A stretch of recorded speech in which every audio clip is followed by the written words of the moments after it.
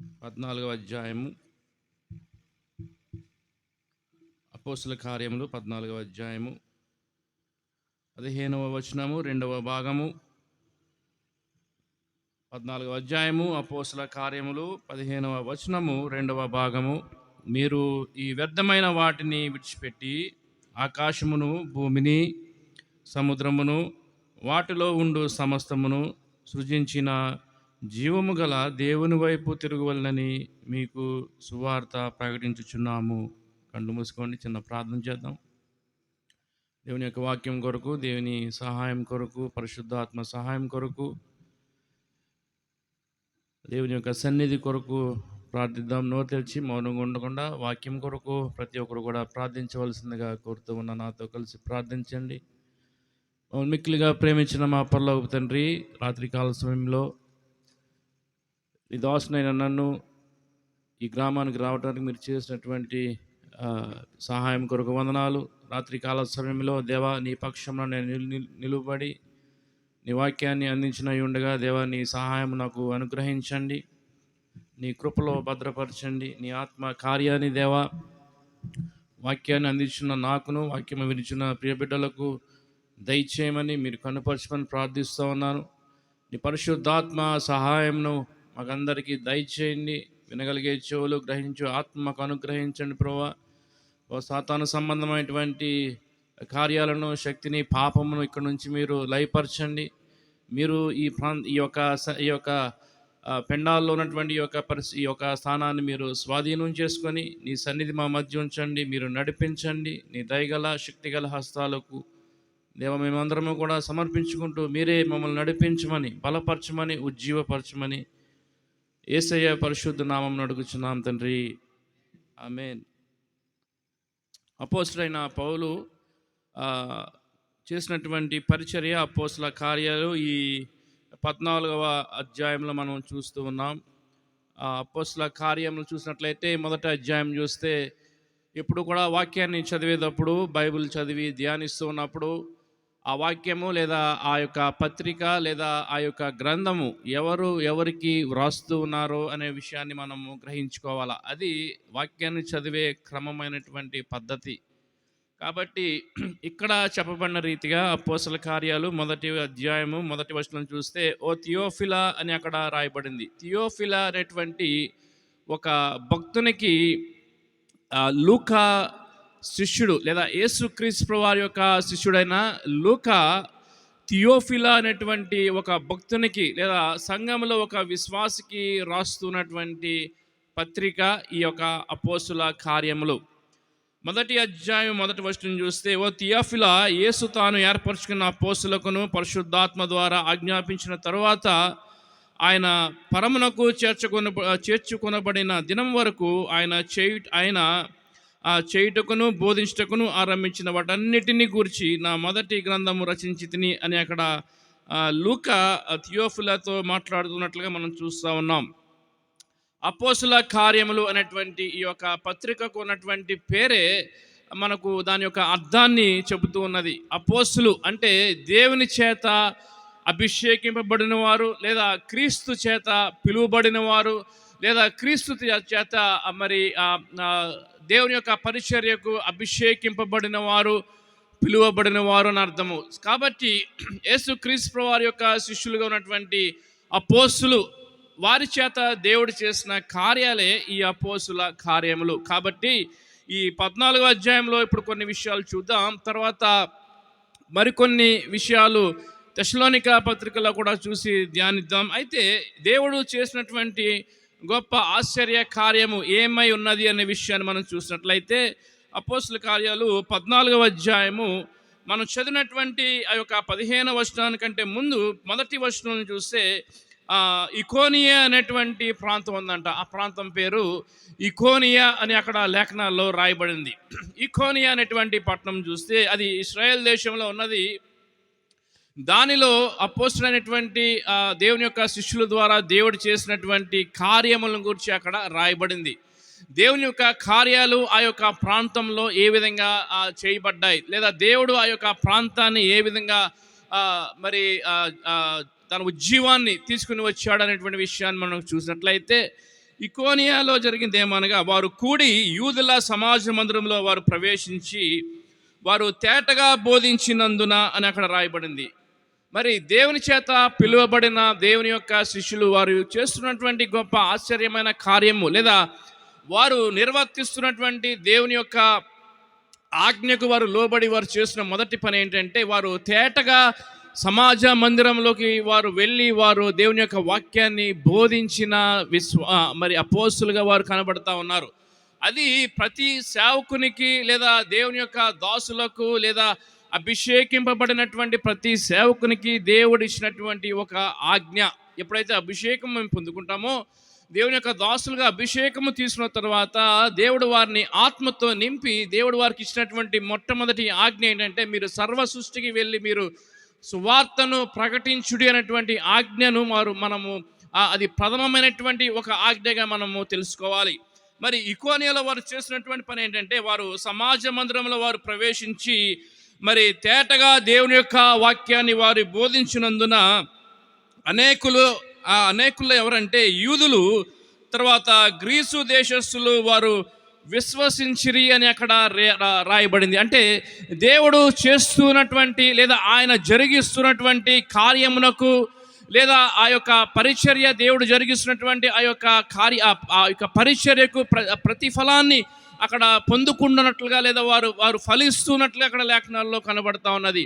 వారు దేవుని యొక్క వాక్యం వినటం ద్వారా వారు ఎట్లా ఉన్నారంటే, వారు దేవుని యొక్క వాక్యాన్ని వారు విని అంగీకరించి వారి యొక్క విశ్వాస జీవితంలో వారు ఫలించినట్లుగా మనం చూస్తూ ఉన్నాం. నేను అంటాను, ఇకోనియా ప్రజలు విశ్వాసంలో వారు ఫలించారు. క్రీస్తు యొక్క బోధ వారు విన్నప్పుడు, సువార్త వారు విన్నప్పుడు, మరి దేవుని యొక్క ప్రేమ వారి ఎడల దేవుడు చూపించినటువంటి ప్రేమను సువార్త రూపంలో వారు ఎప్పుడైతే ప్రకటించారో, ఆ సువార్తను ఇకోనియా ప్రజలు వారు దానిని అంగీకరించి వారు ఆ వాక్యాన్ని, లేదా యేసు క్రీస్తు ప్రభువారిని తమ సొంత రక్షకుడిగా వారు అంగీకరించారుగా, లేదా విశ్వసించినటువంటి మనుషులుగా ఇక్కడ కనబడుతూ ఉన్నది. సువార్తను నమ్మడము, లేదా సువార్తలో ఉన్నటువంటి ప్రథమమైనటువంటి ఒక వార్త ఏంటంటే, క్రీస్తును సొంత రక్షకుడిగా అంగీకరించినటువంటి ప్రతి విశ్వాసి చేయాల్సినటువంటి మొదటి కార్యం ఏంటంటే, పాపమును విడిచిపెట్టాలి, మరి లోకమును విడిచిపెట్టాలి, మరి చీకటి నుండి వెలుగులోకి మరి ఎప్పుడైతే దేవుని యొక్క సువార్త ద్వారా దేవుడు వారితో మాట్లాడాడో, చీకటి నుండి వెలుగు దగ్గరికి రావాలి. పాపమును విడిచిపెట్టి క్రీస్తు దగ్గరికి రావాల్సినటువంటి ప్రాముఖ్యత ప్రతి విశ్వాసికి, లేదా వాక్యం ఉంటున్నటువంటి ప్రతి వ్యక్తికి ఉన్నది అనేటువంటి విషయాన్ని మనము గ్రహించుకోవాలా. అక్కడ ఉన్నట్టు చూస్తే ఆ మొదటి వర్షంలో గ్రీసు దేశస్థులు, తర్వాత యూదులు అని అక్కడ రాయబడింది. మరి కొద్ది దినాల క్రితము మనము యేసు క్రీస్తు వారు సిలువ వేయబడిన విధానం మనం చూసాం. ఆయన ఎవరి చేత ఆయన తృణీకరింపబడ్డారో మనం చూసాము. ఎవరైతే ఆయనను సిలువ వేయమని ఎవరైతే వారు బిగ్గరగా కేకలు వేస్తూ ఈయనను సిలువ వేయమని బిగ్గరగా కేకలు వేసినటువంటి యూద ప్రజలు అక్కడ సువార్త విన్న తర్వాత వారి యొక్క హృదయాల్లో దేవుడు కార్యం చేయడం మొదలుపెట్టాడు. ఆ తర్వాత ఏ మనుషులైతే సువార్తను వారు విసర్జించారో, ఏ మనుషులైతే లేదా ఏ వ్యక్తులైతే వాక్యాన్ని వారు అంగీకరించలేదో, లేదా యేసు క్రీస్తు ప్రభువారిని సొంత రక్షకుడిగా వారు అంగీకరించలేదు, వారు సువార్త విన్న తర్వాత అదే ప్రజలు యేసు క్రీస్తును తమ సొంత రక్షకుడిగా వారు అంగీకరిస్తున్నట్లుగా లేఖనాల్లో మనం చూస్తూ ఉన్నాం. అంటే వారి యొక్క మనసు మార్చబడింది, లేదా వారి యొక్క హృదయము మార్చబడింది. వాక్యం వింటూ ఉన్నప్పుడు దేవుడు చేసినటువంటి గొప్ప యొక్క ఆశ్చర్య కార్యాలకు వారు సాక్షులుగా వారు నిలువగలుగుతూ ఉన్నారు. ఇక్కడ వాక్యంలో ఈ రాత్రి కాల సమయంలో వాక్యం వింటున్నటువంటి మరి క్రైస్తవ కుటుంబాలుగా మరి మనం వింటున్నటువంటి వాక్యము, లేదా మనం వింటున్నటువంటి సువార్త విషయంలో మన యొక్క హృదయాలు ఏ విధంగా ఫలించినాయి అనేటువంటి విషయాన్ని మనము గ్రహించుకోవాల్సినటువంటి అవసరత ఇక్కడ కనబడుతూ ఉన్నది. ఇదే అపోస్తల కార్యాలు చూసినట్లయితే అపోస్తల కార్యములు 17వ అధ్యాయము, అపోస్తల కార్యములు 17వ అధ్యాయము ఇక్కడ 10వ వచనం చూస్తే ఇక్కడ పౌలు యొక్క పరిచర్యను ఇక్కడ మరి ఇక్కడ లూకా భక్తుడు పౌలు యొక్క పరిచర్యను గురించి మాట్లాడుతూ ఉన్నాడు. ఇక్కడ మనం చదివినటువంటి 14వ అధ్యాయంలో కూడా అపోస్తలుడైన పౌలు యొక్క పరిచర్యను గురించి మాట్లాడుతూ ఉన్నాడు. ఇక్కడ అపోస్తల కార్యాలు అపోస్తుల కార్యములు 17వ అధ్యాయము 10వ వచనంలో కూడా ఇక్కడ పౌలు శీల వారి యొక్క పరిచయను ఉద్దేశించి మాట్లాడుతూ అంటాడు. వెంటనే 10వ వచనము, సహోదరులు రాత్రి వేళ పౌలును శీలను వారు బెరయాకు పంపించిరి. అంటే వారు బెరయాకు సువార్త అవసరమని చెప్పి వారు బెరయాకు వారు పంపబడ్డారు. దేవుని యొక్క సేవకులుగా, అభిషేకము పొందినటువంటి దేవుని యొక్క దాసులుగా ఎక్కడైతే అవసరత కనబడుతూ ఉన్నదో, ఎక్కడైతే సువార్త అందించాల్సినటువంటి అవసరత కనబడుతూ ఉన్నదో వారిని ఆ యొక్క సంఘం ఏం చేస్తూ ఉన్నదంటే బెరియా అనేటువంటి సంఘానికి వారిని పంపుతూ ఉన్నట్లు ఇక్కడ మనం చూస్తూ ఉన్నాం. తర్వాత వారు వచ్చి వారు యూదుల సమాజ మందిరములో ప్రవేశించిరి. ఎక్కడ చూసినా సరే, ఇక్కడ అపోస్తల కార్యాలు 14వ అధ్యాయంలో చూసినా, ఇక్కడ 17వ అధ్యాయంలో చూసినా సరే, యూదుల సమాజంలోకి వారు ప్రవేశించి సువార్తను బోధిస్తున్నటువంటి పరిస్థితులు. యూదుల యొక్క జీవితాన్ని ఇందాక మనం మాట్లాడాం. వారు ఎప్పుడు కూడా క్రీస్తును అంగీకరించని ప్రజలు, ఎప్పుడు కూడా వారు దేవుని యొక్క వాక్యానికి విధేయత చూపించినటువంటి ప్రజలు, ఎప్పుడు కూడా సువార్తను అంగీకరించలేనటువంటి దుష్ట హృదయము కలిగి ఉన్నటువంటి యూదులు. వారి దగ్గరికి దేవుడు ఏం చేస్తానంటే ఆయన యొక్క ప్రణాళిక చొప్పున వారిని ప్రేమించి వారి కఠినమైన మనసును సైతము దేవుడు దాన్ని సహిస్తూ ఇక్కడ దేవుని యొక్క సేవకులను ఆయన పంపుతూ వారు యూదుల సమాజ మందిరంలో వారు ప్రవేశించారు. వీరు తెస్సలోనికలో ఉన్నటువంటి వారి కంటే గనులై ఉండిరి గనుక ఆసక్తితో వాక్యమును వారు అంగీకరించి పౌలును శీలయను చెప్పిన సంగతులు అలాగున్నవో లేవో అని ప్రతి దినమును లేఖనములు పరిశోధించుచు వచ్చిరి అని అక్కడ తెస్సలోనికలో ఉన్నటువంటి ఆ యొక్క లేదా అక్కడ బెరియలో ఉన్నటువంటి పరిస్థితులను గురించి, అక్కడ విశ్వాసుల యొక్క ఆత్మీయ స్థితిని గురించి, లేదా వారు ఏ విధంగా దేవుని యొక్క వాక్యం అందు వారు ఏ విధంగా ఆసక్తిగా ఉన్నారు అక్కడ చాలా స్పష్టంగా మరి ఇక్కడ భక్తుడు లూకా భక్తుడు రాస్తా ఉన్నాడు. తెస్సలోనికలో ఉన్నటువంటి వారి కంటే వారు ఎలా ఉన్నారంటే వారి విశ్వాస జీవితంలో వారు గనులుగా ఉన్నట్లుగా అక్కడ కనబడుతూ ఉన్నది. ఒకసారి తెస్సలోనిక రాసిన పత్రిక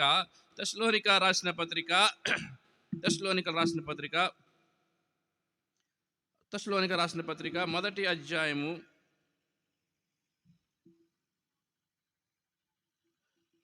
1 తెస్సలోనిక రాసిన పత్రిక మొదటి అధ్యాయము 7వ వచనము తర్వాత 8వ వచనము. ఇక్కడ చూస్తే, ఎపఫ్రాను మీ ప్రియుడైన తోడి దాసులని వలన మీరు ఈ సంగతులు నేర్చుకుంటారు. అతడు మా విషయంలో నమ్మకమైన క్రీస్తు పరిచారకుడు. అతడు ఆత్మయందలి మీ ప్రేమను మాకు తెలిపిన వాడు. అందుచేత ఈ సంగతి వినిన వాటి నుండి మేము మీ నిమిత్తము ప్రార్థన చేయటం మానక మీరు సంపూర్ణ జ్ఞానమును ఆత్మ సంబంధమైన వివేకము గలవారును ఆయన చిత్తమును పూర్వముగా గ్రహించిన వారునై ప్రతి సత్కార్యములో సఫలగును దేవుని విషయమైన జ్ఞానముందు తెస్సలోనిక ప్రజలు ఎట్లా ఉన్నారంటే విశ్వాసులు అభివృద్ధి పొందుచు అని అక్కడ రాయబడింది. వారి ఆత్మీయ జీవితంలో విన్న వాక్యం తర్వాత, వారు సువార్త విన్న తర్వాత ఆత్మీయ జీవితంలో వారు అభివృద్ధి పొందుచు అనేది రాయబడింది. ప్రతి విశ్వాసి జీవితంలో అది చాలా ప్రాముఖ్యమైనది. ప్రతి క్రైస్తవ కుటుంబంలో ఇది మనం పరిశీలన చేసుకోవాల్సినటువంటి అవసరత ఎంతైనా కనబడుతూ ఉన్నది.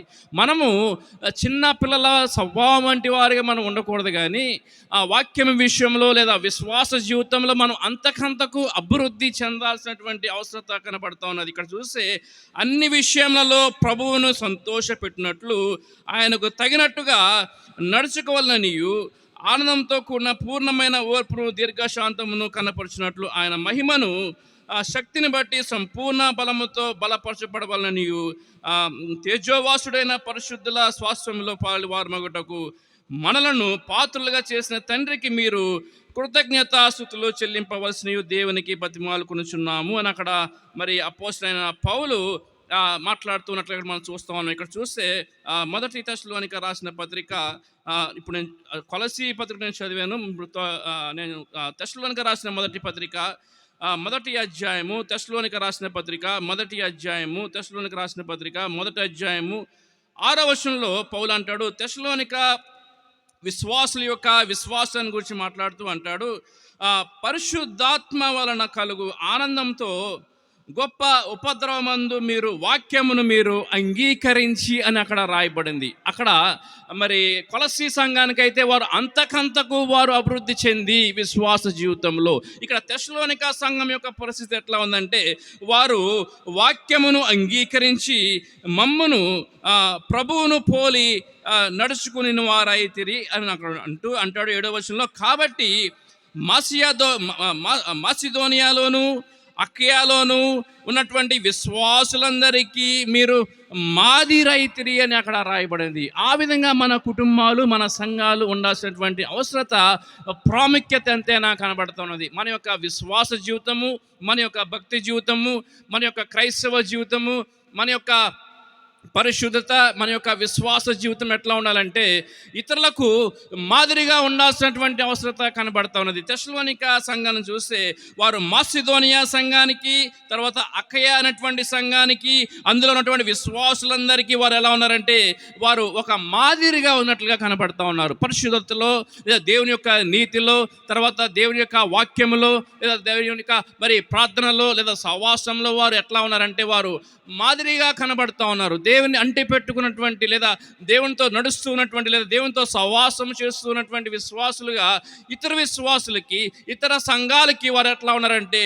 మాదిరిగా ఉన్నట్లుగా అక్కడ కనబడతా ఉన్నది. రాత్రికాల సమయంలో వాక్యం వింటున్నటువంటి మనము ఒక ప్రశ్న, లేదా మన యొక్క ఆత్మీయ జీవితాన్ని, మన హృదయాలను పరిశీలన చేసుకోవాల్సినటువంటి అవసరత కనబడుతూ ఉన్నది. రాత్రికాల సమయంలో నీ విశ్వాస జీవితం ఎంతమందికి మాదిరిగా కనబడుతూ ఉన్నది? ఎంతమందికి మనము మాదిరిలుగా మనం ఉండగలుగుతూ ఉన్నాము? అపోస్తుల కార్యములు 17వ అధ్యాయము 10వ వచనం చూస్తే, ఇందాక మనం చదివిన వాక్య భాగంలో రాత్రివేళ పౌలు, శీల బెరయోకు పంపిరి. వారు వచ్చి యూదుల సమాజమందులో ప్రవేశించిరి. వారు ఎట్లా ఉన్నారంటే ఆ బెరయా సంఘ విశ్వాసులు వీరు తెస్సలోనికలో ఉన్నటువంటి వారి కంటే వారు గనులై ఉండిరి అని అక్కడ రాయబడింది. ఇక్కడ తెస్సలోనిక సంఘంలో చూస్తే వారంట మాసిదోనియాలోను, తర్వాత అక్కయాలోను విశ్వాసులందరికీ మాదిరిగా ఉన్నారు. ఇక్కడ బెరయా సంఘంలో ఉన్నటువంటి విశ్వాసులు అయితే వారు తెస్సలోనిక సంఘం వారి కంటే వారు గనులుగా ఉన్నట్లుగా లేఖనాల్లో ఇక్కడ కనబడుతూ ఉన్నది. అంటే వారు ఒకరికి మించి ఒకరు విశ్వాసంలో వారు అంతకంతకు అభివృద్ధి చెందుతున్నటువంటి పరిస్థితి.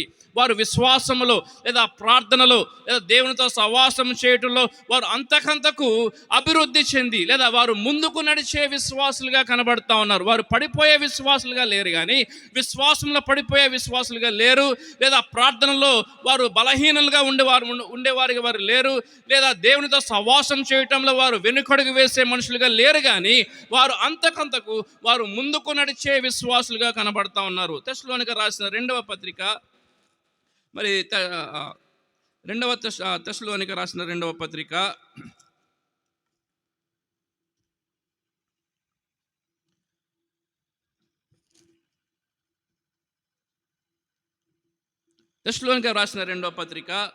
2వ అధ్యాయము 13వ వచనంలో తెస్సలోనిక సంఘానికి పౌలు రాస్తూ ఈ మాటలు మాట్లాడతాడు. ఏమంటాడంటే, ప్రభు వలన ప్రేమింపబడిన సహోదరులారా, ఆత్మ మిమ్మును పరిశుద్ధపరచుట వలన మీరు సత్యమును నమ్ముట వలనను రక్షణ పొందుటకును దేవుడు ఆది నుండి మిమ్మును ఏర్పరచుకొనెను గనుక మేము మిమ్మును బట్టి ఎల్లప్పుడూ దేవునికి కృతజ్ఞతాస్తుతులు చెల్లించబద్ధులై ఉన్నాము అని చెప్పి 13వ వచనంలో తెస్సలోనిక సంఘమును గురించి అక్కడ అపోస్తలుడైన పౌలు మాట్లాడుతూ ఉన్నాడు. ఏమంటాడంటే, ఆత్మ మిమ్మును పరిశుద్ధపరచుట వలన, దేవుని యొక్క ఆత్మతో నింపబడినటువంటి ఓ క్రైస్తవుడా, దేవుడు ఎందుకు పరిశుద్ధాత్మ ద్వారా దేవుడు మనం నింపాడంటే మనము పరిశుద్ధపరచబడటానికి, లేదా దేవుని యొక్క సన్నిధి కలిగి ఉండడానికి. ఆయన అంటాడు కదా, దేవుని యొక్క వాక్యంలో ఒక చక్కటి మాట ఉంటుంది, నేను పరిశుద్ధుని గనక మీరును పరిశుద్ధులై ఉండడు అని చెప్పి దేవుడు ఇచ్చిన వాగ్దానం బట్టి అక్కడ అంటాడు. అక్కడ దేవుని యొక్క అపోస్తలుడైన పౌలు తెస్సలోనిక సంఘానికి రాస్తూ అంటాడు, పరిశుద్ధాత్మ ద్వారా నింపబడినటువంటి ప్రతి విశ్వాసి కూడా పరిశుద్ధతలో అంతకంతకు అభివృద్ధి చెందవలసినటువంటి అవసరత. నా యొక్క వాక్య సారాంశం ఏంటంటే, మనము అంతకంతకు విశ్వాసంలో, లేదా పరిశుద్ధతలో, లేదా దేవుని యొక్క నీతిలో మనము అభివృద్ధి చెందాల్సినటువంటి ప్రాముఖ్యత కనబడుతున్నది. అది రాత్రికాల సమయంలో నా యొక్క వాక్య సారాంశము, అది నా యొక్క వర్తమానము. అంతకంతకు విశ్వాసములో అభివృద్ధి చెందుట.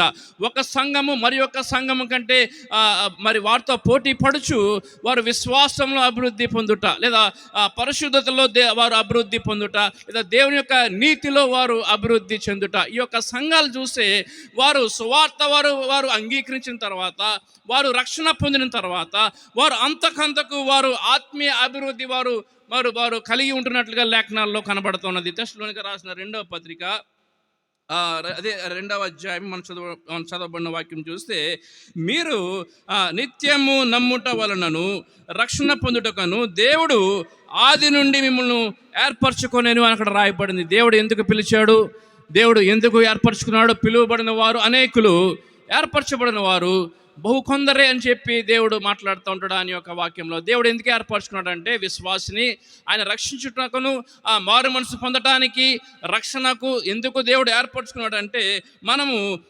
అంతకంతకు కూడా అభివృద్ధి చెందటానికి మిమ్మల్ని ఏర్పరచుకున్నాడు అని ఇక్కడ రాయబడింది 13వ వచనంలో. ఆయన రక్షణ పొందుటకు దేవుడు ఆది నుండి మిమ్మల్ని ఏర్పరచుకున్నాక మేము మిమ్మల్ని బట్టి ఎల్లప్పుడూ దేవునికి కృతజ్ఞతాస్తుతులు చెల్లింపబద్దులై ఉన్నాము అని చెప్పి పౌలు తెస్సలోనిక సంఘాన్ని చూసి మాట్లాడుతూ ఉన్నాడు. దేవుడు ఎందుకు పిలిచాడు? దేవుడు రాత్రి కాల సమయంలో నిన్ను, నీ కుటుంబాన్ని విశ్వాసంలోకి ఎందుకు పిలిచాడు? ఆయన ఎందుకు పిలిచాడు?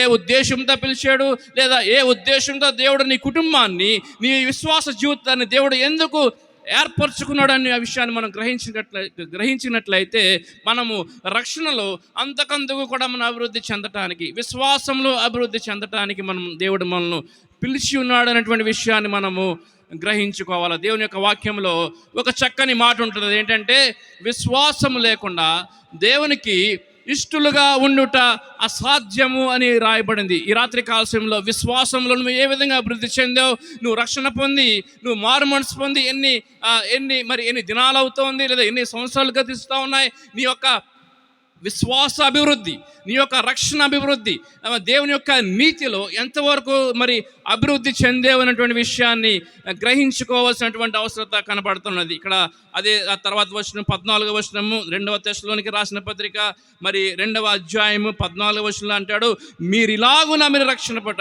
రక్షింపబడి అని అక్కడ రాయబడింది. ఎలాగూ రక్షింపబడినాము ఇక్కడ చూస్తే, మిమ్మల్ని పరిశుద్ధపరచుటకును, ఆత్మ ద్వారా దేవుడు పరిశుద్ధపరచుటకును, మీరు సత్యమును నమ్ముట వలన, దేవుని యొక్క వాక్యాన్ని నమ్ముట వలన రక్షణ అని రాయబడింది. నమ్మువానికి రక్షణ, విశ్వసించిన వారికి రక్షణ.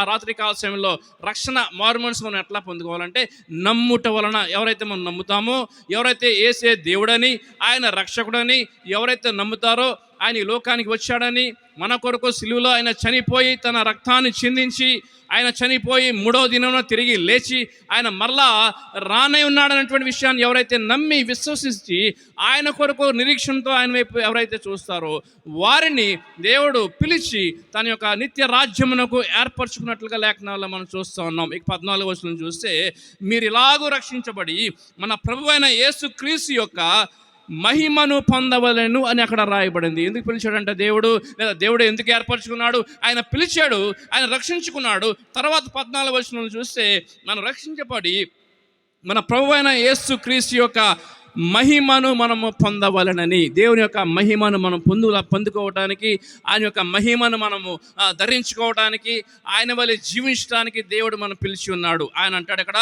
ఆయన యొక్క మహిమను పొందవలనని ఆయన మా సువార్త వలన మిమ్మల్ని పిలిచాను. ఎన్ని సంవత్సరాలుగా, ఎన్ని పర్యాయాలుగా నువ్వు వాక్యం ఉంటున్నావో నాకు తెలియదు, ఎన్ని పర్యాలుగా ఇటువంటి సువార్త కూటాల్లో వాక్యం ఉంటున్నావో నాకు తెలియదు, లేదా ఎన్నిసార్లు దేవుడు నేను పిలిచాడో నాకు తెలియదు, ఎన్నిసార్లు దేవుడు నీవు పాపివి అని చెప్పి ఎన్ని మార్లు దేవుడు నిన్ను జ్ఞాపం చేశాడో, ఎన్నిసార్లు పిలిచాడో నాకైతే తెలియదు. కానీ ఒకవేళ నువ్వు నమ్మి గ్రహించి ఆయన విశ్వసించి ప్రతి పాపమును నువ్వు విడిచిపెట్టినట్లయితే రాత్రి కాల సమయంలో దేవుడు నిన్ను చేర్చుకుంటాడు. అంత మాత్రమే కాదు, ఆయన పరిశుద్ధ రక్తము, నీతి రక్తము, దానిలో ఆ యొక్క రక్తము నిన్ను కడిగి పవిత్రపరిచి పరిశుద్ధపరిచి ఆయన యొక్క నీతి వస్త్రాన్ని ధరింపజేస్తాడు. తర్వాత ఆయన యొక్క మహిమను మనకు దేవుడు అనుగ్రహిస్తాడు. రోమిలకు రాసిన పత్రిక రోమిల్ రాసిన పత్రిక 3వ అధ్యాయము అపోస్తలుడైన పౌలు రోమా సంఘంతో అంటాడు. 3వ అధ్యాయము రోమిల్ రాసిన పత్రిక 3వ అధ్యాయము 11వ వచనం చూస్తే, నీతిమంతుడు లేడు, ఒకడును లేడు, గ్రహించువాడెవడను లేడు, దేవుణ్ణి వెదుకువాడెవడను కూడా లేడు. అది సువార్తలో ఒక భాగము. సువార్తలో భాగం ఏంటంటే, దేవుడు పరిశుద్ధుడు, ఆయన జీవం గల దేవుడు, ఆయన మృత్యుంజయుడు, ఆయన తిరిగి లేచి ఉన్నాడు, ఆయన జీవం గల దేవుడు, ఆయన సజీవుడైన దేవుడు. మానవులుగా మన యొక్క స్థితి ఏమై ఉన్నదంటే, మనలో నీతిమంతుడు ఎవడు లేడు, ఒకడును లేడు, గ్రహించువాడెవడను లేడు, దేవుణ్ణి వెదుకువాడెవడు లేడు. ఎందుకంటే అందరూ కూడా త్రోవ తప్పి ఏకముగా పనికి మాలిన వారైరి, మేలు చేయవాడు లేడు, ఒక్కడేను లేడు. తర్వాత 23వ వచనంలో అంటాడు, ఏ భేదము లేదు, అందరూ పాపము చేసి దేవుడు అనుగ్రహించే మహిమను పొందలేకపోతున్నారు అని సువార్తలో మానవుని యొక్క పరిస్థితిని గురించి మాట్లాడుతూ ఉన్నాడు. అందరం కూడా పాపము చేసి దుర్నీతిలో మనం జీవిస్తూ దేవుడు అనుగ్రహించే మహిమను మనము పొందలేకపోతున్నాము అని చెప్పి రోమా సంఘంతో పౌలు మాట్లాడుతూ ఉన్నాడు. ఎందుకంటే రోమా సంఘంలోని విశ్వాసుల యొక్క జీవితాన్ని చూస్తే, రోమిల్ రాసిన పత్రిక 1వ అధ్యాయము 28వ వచనంలో పౌలు రోమా సంఘాన్ని గురించి మాట్లాడతాడు. వారిలో ఉన్నటువంటి అవిధేయత, వారిలో ఉన్నటువంటి కఠినమైన మనసు, వారిలో ఉన్నటువంటి భ్రష్ట మనసును ఉద్దేశించి వారు ఎందుకు సువార్తను విడిచిపెట్టారో, వారు ఎందుకు తమ రక్షణను లేదా విశ్వాస జీవితంలో వారు ఎందుకు బలహీనమైపోయారో పౌలు వారికి జ్ఞాపం చేస్తూ మాట్లాడుతున్నాడు. ఏమంటాడంటే 1వ అధ్యాయము 28వ వచనంలో అంటాడు, మరియు వారు తమ మనసులో దేవునికి చోటు ఇవ్వలేకపోయారు కనుక చేయరాని కార్యాలు చేయటానికి దేవుడు భ్రష్ట మనసుకు వారిని అప్పగించెను. వారు మనసులో ఒకప్పుడు క్రీస్తును అంగీకరించినటువంటి రోమా సంఘము, ఒకప్పుడు క్రీస్తుతో నడిచిన రోమా సంఘము, ఒకప్పుడు మరి రక్షణ పొందినటువంటి రోమా సంఘము ఇప్పుడు తమ మనసులో వారు దేవునికి చోటు ఇచ్చే మనుషులుగా లేనట్లుగా ఇక్కడ లేఖనాల్లో కనబడుతూ ఉన్నది. నువ్వు ఒకప్పుడు రక్షణ పొందొచ్చు, ఒకప్పుడు నువ్వు మారుమనసు పొందొచ్చు, ఒకప్పుడు నువ్వు బాప్తీసం తీసుకోవచ్చు, సంఘంలో సభ్యురాలుగా నువ్వు ఉండవచ్చు. రాత్రి కాల సమయంలో దేవునికి నీ మనస్సులో, నీ హృదయంలో చోటు ఉందా? నీ జీవితంలో, నీ వ్యక్తిగత జీవితంలో, నీ హృదయంలో, నీ యొక్క మనసులో దేవునికి చోటు ఇవ్వగలుగుతా ఉన్నావా? దేవుని యొక్క వాక్యానికి నీ మనసులో చోటు ఉందా? దేవుని యొక్క సహవాసం చేయటానికి, దేవునితో సహవాసం చేయడానికి నీ మనసులో ఇష్టం కనపడుతూ ఉన్నదా? దేవునితో లేదా సహవాసం చేయటానికి మరి ప్రార్థనలో, వాక్యములో, సంఘంలో దేవునితో సహవాసం చేసే విశ్వాసిగా ఉన్నావా? ఇక్కడ రోమా సంఘంలో చూసేవారు దేవునితో మరి ఒకప్పుడు దేవుని అంగీకరించిన ప్రజలు, దేవునితో నడిచిన ప్రజలు, ఇప్పుడైతే వారు తమ మనసులో దేవునికి చోటు ఇవ్వలేకపోయారు కనుక చేయరాని కార్యాలు చేయడానికి దేవుడు వారిని భ్రష్ట మనసుకు వారిని అప్పగించను. ఆ భ్రష్ట మనసులో ఉన్నటువంటి పాపమును గురించి అన్నీ మాట్లాడతాడు అక్కడ అపోస్తలుడైన పౌలు. 1వ అధ్యాయం రోమిల్ రాసిన పత్రిక 1వ అధ్యాయం చూస్తే 21వ వచనము, మరియు వారు దేవుని ఎరిగియు ఆయనను దేవునిగా వారు మహిమపరచలేదు, కృతజ్ఞతాస్తుతులు చెల్లింపలేదు, కానీ తమ వాదనల యందు వారు వ్యర్థులైనట్లుగా కనబడతా ఉన్నది. అందుకే వారు వ్యర్థమైనటువంటి మనుషులుగా మారిపోయారు. వారు తమ వాదనల యందు వారు వ్యర్థులుగా అయిపోయారు. వారు దేవునితో సమాధానంగా ఉండే మనుషులుగా లేరు. వారిలో ఐక్యత లేదు, వారిలో సమాధానం లేదు, దేవునితో సహవాసం చేసే పరిస్థితి వారి జీవితంలో కనబడటం లేదు. తమ వాదనల యందు వారు ఎలా ఉన్నారు? వ్యర్థులైరి అని అక్కడ రాయబడింది. అందుకే అంటాడు ఇక్కడ 3వ అధ్యాయం 23వ వచనం మనం చదివినటువంటి వాక్యం చూస్తే 23వ వచనము, వారు దేవుడు అనుగ్రహించు మహిమను వారు పొందలేకపోతా ఉన్నారు. ఇక్కడ చూస్తే మనం చదివిన 2వ తెస్సలోనిక రాసిన పత్రిక మనం మరలా ఈ 14వ వచనం చూస్తే, మీరు ఇలాగూ రక్షింపబడి మన ప్రభువైన యేసుక్రీస్తు యొక్క మహిమను మీరు పొందవలనని ఏ భేదము లేదు, అందరూ పాపం చేసి దేవుడు అనుగ్రహించే మహిమను పొందలేకపోతాను. ఆ మహిమను పొందుకోవడానికి దేవుడు పిలిచాడు. ఆయన యొక్క మంచితనంను, దేవుని యొక్క మహిమ యొక్క ప్రాముఖ్యత ఏంటంటే, దేవుని యొక్క మహిమ నా మాటకు అర్థం ఏంటంటే, దేవుని యొక్క మంచితనము, దేవుని యొక్క ప్రేమ, దేవుని యొక్క కృప, దేవుని యొక్క వాత్సల్యత, ఆయన యొక్క పరిశుద్ధత, దేవుని యొక్క నీతి మనం పొందుకోవటానికి దేవుడు మనం పిలిచాడు. ఎంతమందిలో దేవుని యొక్క మహిమ రాత్రికాల సమయంలో ఉన్నది అని మీరు చెప్పగలరు? ఒక నిశ్చయితతో, ఒక నిరీక్షణతో, దేవుడిచ్చినటువంటి వాగ్దానంతో, అవును నేను దేవుని చేత రక్షించబడ్డాను, దేవుని యొక్క మహిమను నేను కలిగి ఉన్నాను అనే విషయాన్ని ఎవరు ఎంతమంది మనలో సాక్ష్యం ఇవ్వగలరు? 14 వచనంలో అంటాడు, మీరు రక్షింపబడి, ఇలాగున మీరు రక్షించబడి మన ప్రభువైన యేసుక్రీస్తు యొక్క మహిమ పొందవలనని ఆయన మీ సువార్త వలన మిమ్మల్ని పిలిచెను. అది రెండవది. మొదటిది ఏంటంటే 13వ వచనం చూస్తే, ఆత్మ మిమ్మల్ని పరిశుద్ధపరచడం వలన మీరు సత్యమును నమ్ముట వలన రక్షణ పొందుటకు దేవుడు ఆది నుండి మిమ్మల్ని దేవుడు ఏర్పరచుకున్నాడు. రెండవది 13వ వచనం చూస్తే, మొదట దేవుడు ఏర్పరచుకున్నాడు. ఎట్లా ఏర్పరచుకున్నాడు దేవుడు మనల్ని పరిశుద్ధపరచడం వలన? ఎట్లా పరిశుద్ధపరిచాడు మనల్ని? ఆయన యొక్క ఆత్మ ద్వారా, పరిశుద్ధాత్మ ద్వారా నింపబడి పరిశుద్ధపరచబడిన విశ్వాసిగా ఉన్నాము. రాత్రి కాల సమయంలో ఆయన ఆత్మ చేత నింపాడు, పరిశుద్ధపరిచాడు. ఆయన యొక్క సత్యమును నమ్ముట వలన రక్షణ పొందుటకు దేవుడు ఆది నుండి మిమ్మల్ని ఏర్పరచుకొనెను. ముందుగా దేవుడు ఏర్పరచుకున్నాడు. రెండవది రక్షించుకున్నాడు. 14వ వచనంలో రక్షించుకున్నాడు. 15వ వచనం చూస్తే మూడవ విషయము, కాబట్టి ఆయన ఏర్పరచుకున్నాడు. రెండవది ఆయన యొక్క రక్షణ అనుగ్రహించి ఆయన యొక్క మహిమ అనుగ్రహించాడు. మూడవ విషయం ఏంటంటే, దేవుడు ఇన్ని కార్యాలు చేశాడు. ఆయన రక్షించుకున్నాడు, ఆయన పిలిచాడు, ఆయన ఏర్పరచుకున్నాడు. మూడవ విషయం మనం చేయాల్సింది ఏంటంటే 15వ వచనము, కాబట్టి సహోదరులారా ఎట్లా ఉండాలంట?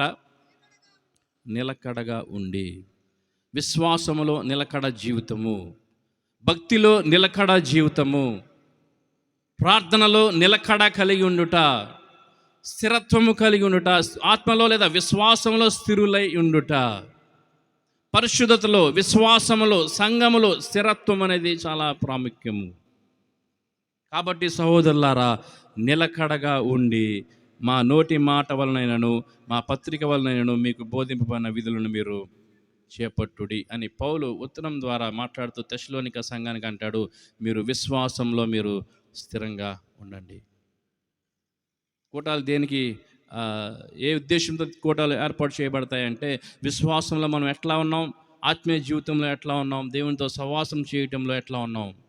ఒకవేళ పడిపోయామా, దేవునికి దూరం అయిపోయామా, మళ్ళా లేచి విశ్వాసంలో స్థిరంగా ఉండడానికి, మన యొక్క విశ్వాసమును పరీక్షించుకోవటానికి, దేవునితో మన సహవాసాన్ని మళ్ళా బలపరుచుకోవటానికి కూటాలు సహాయపడతాయి. ఒక ప్రశ్న నేను వాక్యం చెప్తా ఉన్నా కొద్ది నిమిషాల నుండి, మన నీ హృదయంలో మీలో ఎంతమంది పరిశీలన లేదా ప్రశ్న మీ హృదయాలు వేసుకుంటూ విశ్వాస జీవితంలో ఎట్లా ఉన్నాను అనే విషయాన్ని మీరు పరిశీలన చేసుకుంటున్నారో లేదో నాకు తెలియదు, కానీ అది చాలా ప్రాముఖ్యము. సహోదరులారా మీరు నిలకడగా ఉండి, స్థిరులుగా ఉండి, మనం చదివినటువంటి లేఖనము ఈ యొక్క అపోస్తల కార్యాల్లో చూస్తే, అపోస్తల కార్యాలు 14వ అధ్యాయం చూస్తే, ఇకోనియాలో ఒకప్పుడు సిలువను యేసుక్రీస్తు ప్రభువారును యెరూషలేములో సిలువ వేసినటువంటి యూదులు అనేటువంటి ప్రజలంట, వారు క్రీస్తును అంగీకరించరు. వారు క్రీస్తును అసలు వారు గ్రామం రానివ్వరు, లేదా వారు ఏ విధంగా కూడా క్రీస్తును దేవుని కుమారుడుగా వారు అంగీకరించరు. ఎందుకంటే వారు అవిశ్వాసులు, వారు భ్రష్ట మనసు కలిగిన వారు. వారిలో క్రీస్తు అంటే వారికి ఈర్ష్య, ద్వేషము, ఎంత ద్వేషము అంటే క్రీస్తును చంపాలి లేదా ఆయన సిలువ వేయాలి అనేటువంటి అంత ద్వేషము కలిగినటువంటి యూదులు. వారికి సువార్తను బోధించడానికి పౌలును బర్నబాసును దేవుడు పంపించినప్పుడు, ఇకోనియాలో వారు వచ్చినప్పుడు అనేకులంట, ఎవరంట? యూదులు, గ్రీసు దేశస్తులు విశ్వసించిరి. నువ్వు విశ్వసించావా యేసే దేవుడని, ఆయనే రక్షకుడని, ఈ లోక రక్షకుడని, ఆయన దేవుని కుమారుడని, ఈ లోకానికి వచ్చాడని, నీ కొరకు నా కొరకు ఆయన పరిశుద్ధుడిగా నీతిగా జీవించి ప్రతి శోధనను ఆయన జయించి మన కొరకు ఆయన ఒక మాదిరిగా కనబడుతూ ఉన్నాడు. ఈ రాత్రి కాల సమయంలో ఏ శోధనను నువ్వు జయించలేక, ఇంకా సాతానుతో నువ్వు పోరాడుతూ శోధనలను జయించలేక, శోధనలో పడిపోతూ విశ్వాసంలో, దేవుని యొక్క నీతిలో, రక్షణలో, మారు మనసులో నిలకడ లేని జీవితాన్ని జీవిస్తూ ఉన్నావేమో. లేచి నిలబడటానికి, మళ్ళా చనిపోయిన తర్వాత మళ్ళా ఆత్మీయ జీవితంలో బ్రతకటానికి, జీవించటానికి క్రీస్తును అపోస్తలుడైన పౌలు ఈ రాత్రి కాల సమయంలో ఈ కోనియకు ఏ విధంగా చెబుతా ఉన్నాడో, రాత్రి కాల సమయంలో దేవుడు తన వాక్యం ద్వారా మనతో మాట్లాడుతూ ఉన్నాడు. విశ్వాసంలో నువ్వు మళ్ళా బలపరచబడటానికి, విశ్వాసంలో చనిపోయిన మనము మళ్ళా బ్రతికింపబడటానికి, జీవించటానికి, లేవటానికి, స్థిరులుగా నిలిచి ఉండటానికి క్రీస్తు మన ముందు ఒక మాదిరిగా కనబడతా ఉన్నాడు. రెండవ వచనం చూస్తే, అవిధేయులైన యూదులు అన్యజనులను పులుగొల్పి వారి మనసులో సహోదరుల మీద పగపుట్టించి. యూదుల్లో 2 రకాల మనుషులు ఉన్నారు. కొంతమంది అయితే తగ్గించుకున్నారు. అరే, మా చేతులతో మేము క్రీస్తును సిలువేశామే అని చెప్పి వారు బాధపడి క్రీస్తును వారు తాము పశ్చాత్తపడి దేవుని దగ్గర ఒప్పుకుంటూ, తమ అవిధేయతను బట్టి దేవుని దగ్గర ఒప్పుకొని వారు విశ్వాసంలోకి వస్తూ ఉన్నారు. కొందరైతే అవిధేయులై యూదులను అన్యజనులను పులుగొల్పి వారి మనసులో సహోదరుల మీద పగ, ద్వేషాలు. 14వ అధ్యాయం అపోస్తల కార్యాలు 3వ వచనం చూస్తే, కాబట్టి వారు ప్రభువును ఆనుకొని ధైర్యంగా మాట్లాడుచు అక్కడ బహుకాలం గడిపరి ప్రభువు అపోస్తలుల ద్వారా దేవుని యొక్క శిష్యుల చేత పిలువబడిన వారి చేత సూచన క్రియలు అద్భుతములు చేయించి తన కృపా వాక్యమునకు సాక్ష్యమిచ్చుచుండెను. దేవుని యొక్క వాక్యం దేవుని యొక్క వాక్యము అందింపబడుతూ ఉన్నప్పుడు, దేవుడు తన వాక్యాన్ని అందిస్తూ ఉన్నప్పుడు లేదా వినిపిస్తూ ఉన్నప్పుడు అనేక మందికి దేవుడు అనేక కార్యాలు చేయడానికి ఆయన సిద్ధంగా ఉన్నాడు. కానీ మనలో ఎంతమంది, కొంతమంది ఈ యొక్క యూదులు గ్రీసు దేశస్థుల వలె దేవుని యొక్క వాక్యాన్ని విని విశ్వసించి తప్పులు అవిధేయతలు సరి చేసుకోవడానికి మనలో ఎంతమంది సిద్ధంగా ఉన్నాం? కొంతమంది అయితే అవిధేయుల వల్లే, ఈ యూదుల వల్లే ఒకవేళ నీ జీవితాన్ని ఇంకా భ్రష్టత్వంలోకి, దేవునికి దూరం అయిపోతూ భ్రష్టత్వంలో వెళ్ళిపోతూ ఉన్నామేమో నాకు తెలియదు. రాత్రి కాల సమయంలో పరిశీలన చేసుకోవాల్సినటువంటి అవసరత కనబడుతూ ఉన్నది. అక్కడ విభేదాలు, డివిజన్స్ కనబడుతూ ఉన్నా సరే, అపోస్తలుడైన పౌలు నిలబడుతూ ఏ విధంగా నిలబడ్డాడంటే, దేవుని యొక్క సేవకుడిగా ధైర్యంగా మాట్లాడుచు అక్కడ బహుకాలం గడిపాడు. ప్రభువు వారి చేత సూచన క్రియలు అద్భుతాలు చేయించాడు. దేవుడు తన కృపావాక్యమునకు సాక్ష్యాన్ని ఇప్పిస్తూ ఉన్నాడు. ఆ పట్టణపు జనసమూహములు భేదములు పుట్టగా కొందరు యూదుల పక్షము, కొందరు అపోస్తలుల పక్షముగా ఉండేది. తర్వాత భాగం చూస్తే అపోస్తలు, ఈ యొక్క అపోస్తలుడైన పౌలు తర్వాత బర్నబా వారు లుస్త్రా అనేటువంటి ప్రాంతానికి వాళ్ళు వెళ్ళారంట. లుస్త్రా అనేటువంటి ప్రాంతం 7వ వచనం, అపోస్తల కార్యాలు 14వ అధ్యాయము 7వ వచనము. లుస్త్రా అనేటువంటి ప్రాంతానికి వెళ్ళినప్పుడు బలహీన పాదములు గల ఒకడు ఉండెను. ఎవడంట? బలహీన పాదములు గలవాడు. అతడు పుట్టినది మొదలుకొని కుంటివాడై ఉండెను. నడువు లేక కూర్చుండి ఉండినవాడు. పుట్టికుంటువాడు. వాడు పుట్టినది మొదలుకొని వాడు నడవలేనటువంటి పరిస్థితి. వాని యొక్క సాక్ష్యాన్ని ఇక్కడ లుస్త్రా అనేటువంటి గ్రామంలో దేవుడు ఏ కార్యాలు చేశాడో ఈ అపోస్తల కార్యాల్లో ఇక్కడ దేవుడు మాట్లాడుతూ ఉన్నాడు దాని వాక్యం ద్వారా. ఆ పుట్టికుంటువాడంట, అతడు పౌలు మాట్లాడుట వినెను. వినుట ద్వారా ఏమొస్తుంది? విశ్వాసము. ఏ కూటాలు అక్కడ జరుగుతూ ఉన్నాయేమో, లుస్త్రాలు, ఇక్కడ ఇకోనియా అనే ప్రాంతాల్లో కూటాలు జరుగుతూ ఉన్నాయో లేదా ఏర్పాట్లు జరుగుతూ ఉన్నాయో తెలీదు. వాడు ఏ పని చేయలేడు, వాడు లేచి నడవలేడు, ఏ పని చేయలేడు. కానీ వాడు చేయగలిగిందల్లా ఒకటి, దేవుడు వాడికి చెవులు ఇచ్చాడు, నడవలేడు. కానీ వాడు కూటం జరుగుతూ ఉన్నది, పౌలు నిలువబడి సువార్తను, క్రీస్తును బోధిస్తూ ఉన్నాడు. కుంటివాడు అక్కడ కూర్చున్నాడంట. కూర్చొని చక్కగా పౌలు చెప్తున్న మాటలు వింటూ ఉన్నాడు. వినేను అని రాయబడింది. వింటూ ఉన్నాడు అనలేదు, వినబోతున్నాడు అనలా. ఏమని రాయబడింది? వినేను. అయిపోయింది. కూటం జరిగిపోయింది. ఆ జరిగిపోయిన కూటంలో ఒకడున్నాడు, వాడు కుంటివాడు. వాడు వాక్యాన్ని జాగ్రత్తగా విన్నాడు. విన్న తర్వాత బహుశా వాక్యానుసారంగా చూస్తే వినుట ద్వారా విశ్వాసం వచ్చిన రాయబడింది. మేబీ ఆ యొక్క విశ్వాసం ద్వారానేమో. తర్వాత పౌలు అంట అతని వైపు తేరి చూచి స్వస్థత పొందుటకు అతనికి విశ్వాసం ఉండేను గ్రహించి నీ పాదములు మోపి సరిగ్గా నిలువమని బిగ్గరగా చెప్పినప్పుడు అతడు గంతులు వేసి నడుమ సాగాను. అపోస్తుల కార్యములు. పౌలు ధనవంతుడు కాదు, ఐశ్వర్యవంతుడు కాదు, ఏదో గొప్ప పేరు ప్రఖ్యాతులు ఉన్నవాడు కాదు. జీవించినంత కాలము కూడా సౌలుగా జీవిస్తూ అనేక మందిని మోసం చేస్తూ, అనేక మందిని ఇబ్బందులు పెడుతూ, అనేక మందిని మరి ఆ, హింసిస్తూ చంపినటువంటి వ్యక్తుల్లో ఒకడు సౌలు. సంఘాలు పాడు చేస్తూ, సంఘాలను పడగొడుతూ, సేవకుల్ని చంపుతూ, శిష్యులను చంపుతున్నటువంటి పరిస్థితి. స్టెఫను మరణాన్ని అయితే దగ్గరుండి ఆమోదించినటువంటి వ్యక్తుల్లో ప్రధానమైనటువంటి వ్యక్తి సౌలు. అటువంటి సౌలు అటువంటి జీవితాన్ని జీవిస్తూ ఉన్నప్పుడు, భ్రష్టత్వమైన జీవితాన్ని జీవిస్తూ ఉన్నప్పుడు, దమస్కస్సు అనేటువంటి మార్గంలో ప్రయాణిస్తూ ఉన్నప్పుడు దేవుని యొక్క పరలోకము తెరవబడింది. గొప్ప వెలుగు సౌలును దేవుడు తన వెలుగు ద్వారా సౌలును దర్శించాడు. పరలోకం నుండి ఒక స్వరము సౌలుతో మాట్లాడుతూ ఉన్నది. సౌలా సౌలా, నీ వేళ నన్ను హింసించుచున్నావు. సువార్తను అంగీకరించలేని సౌలుతో దేవుడు మాట్లాడుతూ ఉన్నాడు. నువ్వెవరు ప్రభువా అన్నప్పుడు, నీవు హింసించుచున్న యేసును నేనే. ఆ తర్వాత తీసుకుని వెళ్ళారు, ఆ గదిలో కూర్చోబెట్టారు. ఆ తిన్ననని వీధిలో తార్సువాడైన సౌలు ఇంట అతను ఉండేను. ఇదిగో అతడు ప్రార్థన చేయించున్నాడు అని దేవుడు సౌలుని గూర్చి ఇచ్చిన సాక్ష్యము. సౌలు జీవితం మారిపోయింది. సౌలు ఇప్పుడు పౌలుగా మారాడు. ఏ వ్యక్తి అయితే ఒకప్పుడు సువార్తను ద్వేషించాడో, ఏ వ్యక్తి అయితే దేవునితో సహవాసం చేయడానికి ఇష్టపడలేదు, ఏ వ్యక్తి అయితే సేవకులను ఇబ్బంది పెడుతూ ఉన్నాడో, సంఘాలను పాడు చేస్తూ ఉన్నాడో, మరి దేవుని యొక్క అభిషేకులను చంపుతూ, మరి వారిని హత్య చేస్తూ అనేక రకాలుగా ఇబ్బందిగా మారాడు, అదే వ్యక్తి ఇప్పుడు దేవుని యొక్క బలమైన హస్తాల్లో వాడబడుతూ ఉన్నాడు. ఏథెన్సు ప్రాంతము, తెస్సలోనిక ప్రాంతము, బెరియా అనేటువంటి ప్రాంతము, ఎఫెసీ అనేటువంటి పట్టణము, లేదా తెస్సలోనిక అనేటువంటి పట్టణము, గలతీ పట్టణము, ఈ ప్రాంతాలన్నీ కూడా వెళ్తూ దేవుడు ఆయన్ని తన ఆత్మతో నింపబడి దేవుడు సౌలును అపోస్తున్న పౌలుగా మార్చి నిలువబడి యేసే నిజమైన దేవుడు అని చెప్పి అనేక మందికి సువార్త చెబుతున్నటువంటి ఆయన చేత దేవుడు ప్రకటిస్తూ ఉన్నాడు. ఈ యొక్క లుస్త్రా అనేటువంటి ప్రాంతంలో చూస్తే ఒక పుట్టి కుంటివాడు, డాక్టర్లు కూడా బాగు చేయలేనటువంటి పరిస్థితి. ఆ గొప్ప కార్యాన్ని అపోస్తలుడైన పౌలు ద్వారా ఆ పుట్టి కుంటివాడికి ఆ కాలును బాగు చేయడానికి దేవుడు గొప్ప కార్యం చేశాడు. ఎందుకు?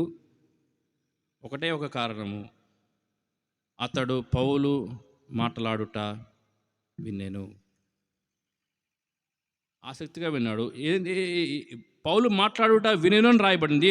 ఆ తర్వాత ఏ విధంగా విన్నాడో 9వ వచనం ఆఖరి భాగంలో రాయబడింది. పౌలు అతని వైపు తేరి చూసి అంటాడు, స్వస్థత పొందుటకు అతనికి విశ్వాసం ఉండేనని గ్రహించి. వాక్యం వింటూ ఉన్నప్పుడు ఏ విధంగా వింటా ఉన్నాడంటే, దేవుడు ఏదో ఒక కార్యము తన జీవితంలో చేయగలడు అనేటువంటి విశ్వాసంతో వాక్యం వింటా ఉన్నాడు. యేసే నిజమైన దేవుడు అని, లేదా ఏదో యేసు చనిపోయాడు తిరిగి లేచాడు అనేటువంటి విశ్వాసం కాదు, కానీ తన బ్రతుకును మార్చగల దేవుడు యేసు క్రీస్తు ప్రభువారు అనేటువంటి విశ్వాసంతో వాక్యం వింటా ఉన్నాడు.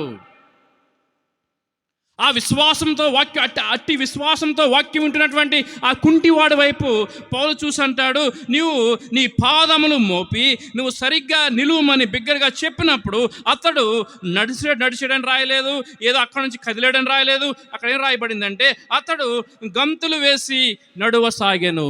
పుట్టి కుంటివాడు, పుట్టడమే ఆ విధంగా పుట్టాడు, ఆ విధంగానే వాడు ఈ లోకానికి వచ్చాడు. ఎట్లా? గంతులు వేస్తూ నడుస్తూ ఉన్నాడు. ఇప్పుడు దేవుని యొక్క వాక్యం బోధింపబడుతూ ఉన్నప్పుడు ఆసక్తిగా విన్నాడు. ఏ విధంగా విన్నాడు? విశ్వాసంతో వాక్యము.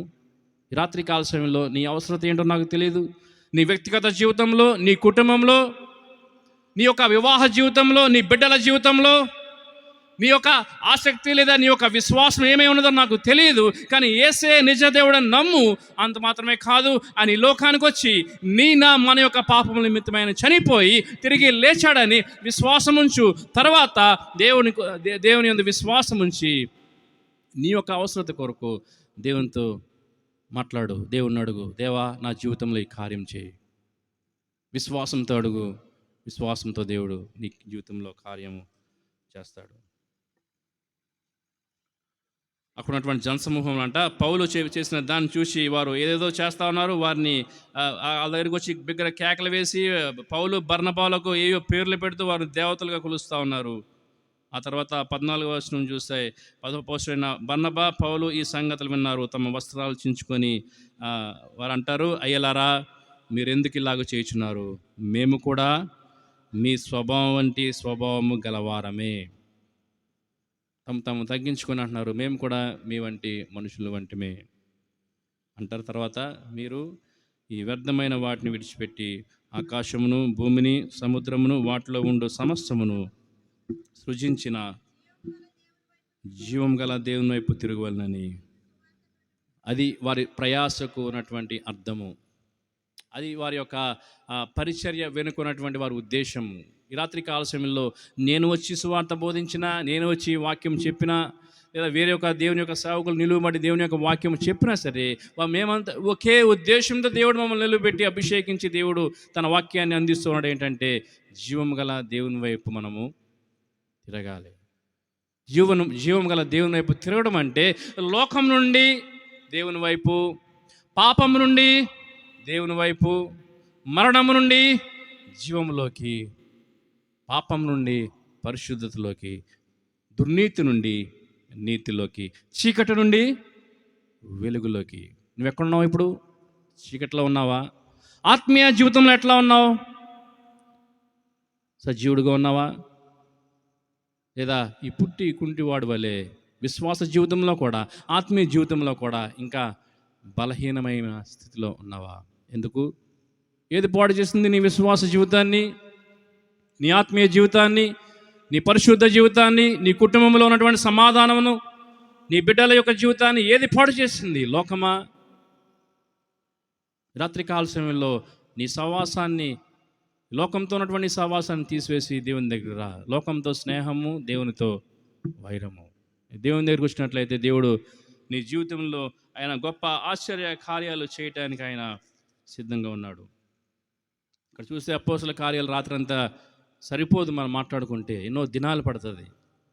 ఒక స్త్రీ గురించి చెప్తా తర్వాత అధ్యాయంలో 16వ అధ్యాయం చూస్తే అపోస్తల కార్యాలంట విశ్రాంతి దినమున 13వ వచనము 14వ వచనం చూస్తే లూదియా అనేటువంటి ఒక దైవభక్తి గల ఒక స్త్రీ ఉన్నదంట. ఆమె ఏం చేస్తూ ఉన్నది అక్కడ 14వ అధ్యాయం అపోస్తల కార్యాలు 16వ అధ్యాయం 14వ వచనము. అప్పుడు లూదియా అను దైవభక్తి గల ఒక స్త్రీ ఏం చేస్తూ ఉన్నది? కూర్చున్నది. నాకు రాయబడలా. పుట్టి కుంటివాడు ఏం చేస్తూ ఉన్నాడు? వాడు వినుచుండెను. ఇక్కడ లూదియా ఏం చేస్తూ ఉన్నది? వినుచుండెను. ఎట్లా వింటా ఉన్నావు? ఆసక్తిగా వింటా ఉన్నావా? ఏదో కాలయాపనగా ఏదో కూటాలు జరుగుతూ ఉన్నాయనే ఉద్దేశంతో విన్నావా? ఎవరినో అనాలని కాదు, కానీ వినటం అనేది చాలా ప్రాముఖ్యము. ఎట్లా విన్నావు అనేది చాలా అతి ప్రాముఖ్యము. ఆమె ఉదరాంగు పొడిచి అమ్ముతారై పట్టణస్తురాలు, ప్రభు ఆమె హృదయమును తెరిచెను గనుక పౌలు చెప్పిన మాటలు యందు లక్ష్యం ఉంచెను. ఆమె ఆసక్తిగా వాక్యం వింటా ఉన్నది. దేవుని యొక్క కార్యం దేవుడు చేస్తూ ఉన్నాడు. ఏం చేస్తూ ఉన్నాడు దేవుడు? ప్రభు ఆమె హృదయమును తెరిచెను. God open her heart. తెరిచెను గనుక పౌలు చెప్పిన మాటల యందు లక్ష్యం ఉంచెను. ఆమె ఇంటి వారును బాప్తిస్మం పొందినప్పుడు ఆమె, నేను ప్రభునందు విశ్వాసం గలదానని మీరు ఎంచితే నా ఇంటికి వచ్చి ఉండమని దేవుణ్ణి వేడుకొని మిమ్మల్ని బలవంతం చేశాను.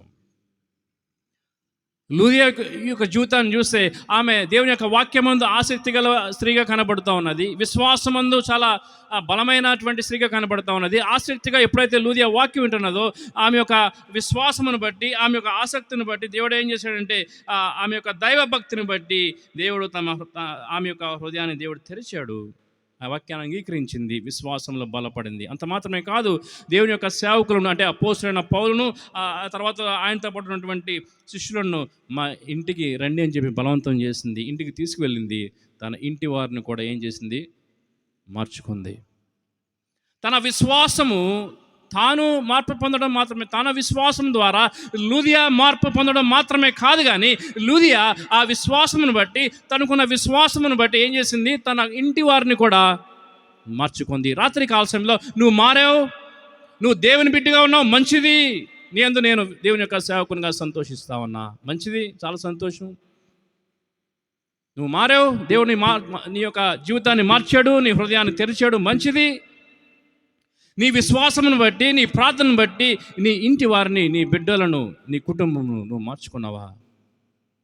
ఒక క్రైస్తవ తండ్రిగా, క్రైస్తవ తల్లిగా, లేదా క్రైస్తవ యవనస్తులుగా, దేవుని బిడ్డలుగా మీ ఇంటి వారిని మార్చుకున్న కుటుంబంగా కనబడుతూ ఉన్నదా? అపోస్తల కార్యాలు చూస్తే చూస్తే ఎన్నో కార్యాలు దేవుడు చేసినటువంటి ఎన్నో మేలు, ఆశ్చర్య కార్యాలు, అద్భుత కార్యాలు, ఆశ్చర్య క్రియలు మనకు కనబడతాయి అపోస్తల కార్యాల్లో. అపోస్తల కార్యములంతా కూడా ఒక మాటలో చెప్పాలంటే ఉజ్జీవమునకు ఒక చక్కటి పత్రిక.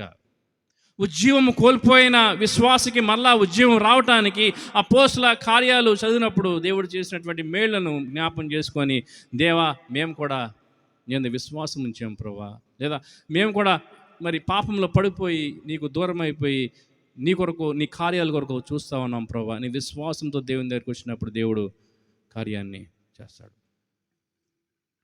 నేను ముగించాలని ఆశపడతా ఉన్నా. ఆఖరి వచనం చదివి ముగిస్తాను.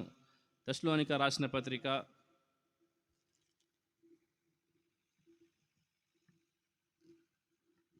మొదటి పత్రిక, తెస్సలోనిక రాసిన మొదటి పత్రిక 4వ వచనము, ఏలయనగా దేవుని వలన ప్రేమింపబడిన సహోదరులారా. ఏమన్నాడు అక్కడ? దేవుని చేత ప్రేమింపబడిన సహోదరులారా. దేవుడు అందరినీ ప్రేమించాడండి, ఎవరిని విడిచిపెట్టే దేవుడు కాదు. ఇక్కడున్న ప్రతి వ్యక్తిని దేవుడు ప్రేమిస్తూ ఉన్నాడు. అన్నాడు అక్కడ, సహోదరులారా మీరు ఏర్పరచబడిన సంగతి అనగా మా సువార్త మాటతో మాత్రమే కాక శక్తితోనూ పరిశుద్ధాత్మతోనూ సంపూర్ణ నిశ్చయతోనూ మీ వద్దకు వచ్చి ఉన్న సంగతి మీకు తెలియను. మీ నిమిత్తం మేము మీ ఎడల ఎట్టివారమై ఇంటివారమో మీరు ఎరుగుతారు. పరిశుద్ధాత్మ వలన కలుగు ఆనందంతో గొప్ప ఉపద్రవమందు మీరు వాక్యం అంగీకరించి మమ్మును ప్రభువునకు పోలి నడుచుకున్న వారైరి. కాబట్టి మాసిదోనులోను లోకాయలోను మీరు విశ్వాసులందరికీ మాదిరైరి. రాత్రి కాల సమయంలో కుటుంబాన్ని తీసుకుందాం ఒక ఉదాహరణగా. నీ కుటుంబంలో నీ భర్తకు నువ్వు మాదిరిగా ఉన్నావా? నీ జీవితాన్ని బట్టి, నీ విశ్వాసం బట్టి, నీ ప్రార్థనా జీవితాన్ని బట్టి, నీ ఆత్మీయ జీవితాన్ని బట్టి నీ కుటుంబంలో మార్పులని నీ భర్తకి మాదిరిగా ఉన్నావా? నీ ఇంటి వారికి తండ్రిగా నీ బిడ్డలకు మాదిరిగా ఉన్నావా? ఏంటి నా తండ్రి, ఏంటి నా తల్లి, ఏంటి మా బిడ్డలు అని చెప్పి ఇంకా కృంగిపోయి బాధపడుతున్నటువంటి పరిస్థితుల్లో ఉన్నారా? ఇక్కడ తెస్సలోనిక సంఘం చూస్తే వారు వాక్యం విన్నారు, విశ్వాసంతో వాక్యం విన్నారు. వారు అక్కడ చుట్టుపక్కల ఉన్నటువంటి సంఘాలు, మాసిదోనియా అనేటువంటి సంఘము, అకయ అనేటువంటి సంఘాలకి వీరి సాక్ష్యము, వీరి విశ్వాసం ఎట్లా ఉందంటే వారు మారు మనసు పొందడానికి వీరి జీవితము ఒక మాదిరిగా కనబడుతూ ఉన్నది. ఆయన వెలుగే ఉన్నాడు కాబట్టి మనం కూడా ఈ లోకానికి చీకటిలో ఉన్నవారిని వెలుగులోకి నడిపించగలిగే విశ్వాసులుగా, క్రైస్తవులుగా మనం ఉండగలగాలి. రాత్రికాల సమయంలో ఒక విశ్వాసులుగా, క్రైస్తవులుగా ఇన్ని సంవత్సరాల నుంచి విశ్వాసమును కొనసాగిస్తున్న మనము ఒక చిన్న ప్రశ్న: ఎంతమందికి మనము మాదిరిగా ఉంటున్నాం? విశ్వాసంలో, పరిశుద్ధతలో ఎంతవరకు మనము అభివృద్ధి చెందగలుగుతా ఉన్నాం? పడిపోయామా? దేవునికి దూరం అయిపోయావా? ప్రార్థనలో ఒకప్పుడు ప్రార్థించేవాడు ఉద్యోగంగా ఉండేటువంటి కుటుంబము ఉద్యోగము కోల్పోయిందా? దేవుని యొక్క సన్నిధి కోల్పోయిందా? దేవునికి దూరం అయిపోయినటువంటి మనిషిగా ఉన్నావా? రాత్రి కాల్సంలో నేను పరీక్షించుకో. దేవా, నీ సన్నిధి పోగొట్టుకున్నాను, నీ యొక్క పరిశుద్ధత, నీవు ఇచ్చిన నీతి, నీవు ఇచ్చినటువంటి నీ యొక్క సమాధానము పోగొట్టుకొని ప్రస్తున్న పరిస్థితుల్లో నీ సమాధానం లేని స్థితిలో ఉన్నాను ప్రభువా. నువ్వు రా, నీ ఆత్మతో నన్ను నింపు. అంత మాత్రమే కాదు, మరలా నన్ను విశ్వాసంలో బలపరచు ప్రభువా. లూదియా అనేటువంటి స్త్రీ యొక్క జీవితంలో చేసినటువంటి గొప్ప ఆశ్చర్య కార్యమును నా జీవితంలో చేయి. నా ద్వారా నా కుటుంబానికి, నా సంఘానికి, నా యొక్క బిడ్డలకు నేను ఒక మాదిరిగా ఆశీర్వాదకరంగా, దీవెనకరంగా ఉండేలాగా చేయి ప్రభువా అని చెప్పి దేవుని మీద ఆధారపడి విశ్వాసంతో ప్రార్థన చేసినట్లయితే దేవుడు గొప్ప ఆశ్చర్య కార్యాలను ఈ యొక్క అపోస్తల కార్యంలో ఏ విధంగా దేవుడు జరిగించాడో మన జీవితంలో కూడా దేవుడు మన విశ్వాసం ద్వారా ఆయన యొక్క కృపచేత ఆయన కార్యాలు జరిగించడానికి, పడిపోయిన మనలను లేచి నిలువబెట్టి బలపరచడానికి దేవుడు గొప్ప ఆశ్చర్యకరుడు. ఆయన గొప్ప దేవుడు, ఆయన శక్తిగల దేవుడు. కాబట్టి ఆయన యందు విశ్వాసం ఉంచి ప్రార్థన. రాత్రి కాల సమయంలో కళ్ళు మూసినట్లయితే ఇది ప్రార్థన సమయము. విశ్వాసంలో బలపడటానికి ఈ సమయాన్ని ప్రార్థనగా వాడుకో. ఏ విషయంలో దేవునికి దూరం అయిపోయావో, ఏ విషయంలో బలహీనం అయిపోయావో, ఏ విషయంలో దేవునికి దూరం అయిపోయావో అనే విషయాన్ని ఒకసారి గ్రహించుకో. రాత్రి కాల్సంలో దేవా, ఈ విషయంలో, ఈ ప్రత్యేకమైనటువంటి ఈ యొక్క విషయంలో నేను పడిపోయాను ప్రభు. ఒకప్పుడు ఉద్యమంగా ఉన్న నా కుటుంబం రాత్రి కాల సమయంలో ఉద్యమం లేక ఆ ఉద్యమాన్ని పొందుకోవటానికి ఆసక్తిగా నీ వాక్యాన్ని వినటానికి వచ్చాను ప్రభా. నువ్వు మాట్లాడిన విధానం బట్టి వందనాలు. నన్ను మార్చు, నా కుటుంబాన్ని మార్చు, నన్ను ఉజ్జీవపరచు, నీ యొక్క ఆత్మతో నింపి మరలా నీ సన్నిధి నాకు అనుగ్రహించు ప్రభా అని చెప్పి నోరు తెరిచి విన వాక్యాన్ని బట్టి చిన్న ప్రార్థన చేయవలసిందిగా కోరుతా ఉన్నారు. ప్రార్థన చేసుకుందాం. ఈ రాత్రికాల సమయంలో విన్న వర్తమానాన్ని బట్టి ఇకోనియా ప్రాంత ప్రజల వలె ప్రభువును సిలువ వేసేటువంటి పరిస్థితి, ఓర్వలేనటువంటి స్థితి, దేవుని దగ్గరికి రాలేనటువంటి స్థితి ఇంకా ఎక్కడైనా ఎవరిలోనైనా ఉన్నట్లయితే, ప్రభా నేను రక్షించబడాలి, నీ దగ్గరకు వస్తాను నాయనా, నామకార్థమైనటువంటి జీవితం ఎంతో కాలంగా నేను జీవిస్తున్నాను ప్రభువా, నా దుస్థితి నాకు అర్థమవుతూ ఉన్నది, నా కుటుంబాన్ని, నా బిడ్డలను, నన్ను బాగు చేయటానికే నీవు నాయనా ఈ లోకానికి వచ్చావు నాయనా, నన్ను ప్రేమించి ఈ రాత్రి నాతో మాట్లాడుతూ వచ్చావు నాయనా.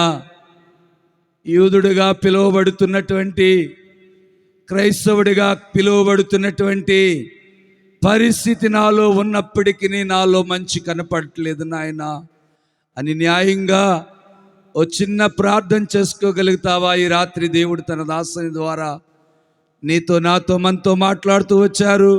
ఓ చిన్న ప్రార్థన చేసుకుందాం, ఓ చిన్న తీర్మానం చేసుకుందాం.